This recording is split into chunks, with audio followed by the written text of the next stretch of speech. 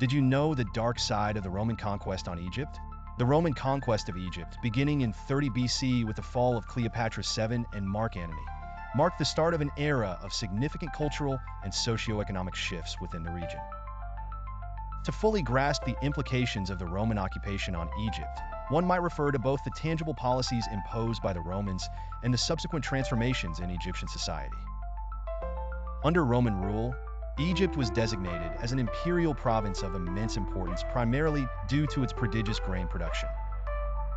Rome's voracious appetite for grain meant that Egypt became the empire's breadbasket, leading to drastic changes in agricultural practices. The Romans instituted a highly centralized administration, reorganizing land ownership and implementing rigorous tax systems designed to extract maximum yield. Egyptian farmers found themselves relegated to tenant status, working land they no longer owned, and subject to burdensome taxes.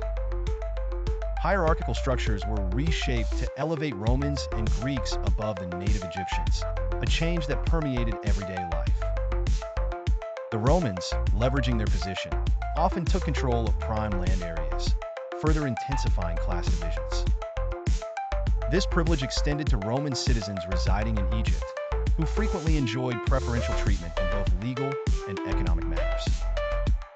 Culturally, the Roman conquest of Egypt is characterized by a somewhat dual identity. While official policy mandated the dominance of Roman culture and practices, the invaders were not completely dismissive of Egyptian traditions. Roman architecture, for example, often integrated Egyptian elements, resulting in unique hybrids that reflected both cultures. However, this integration sometimes carried darker undertones.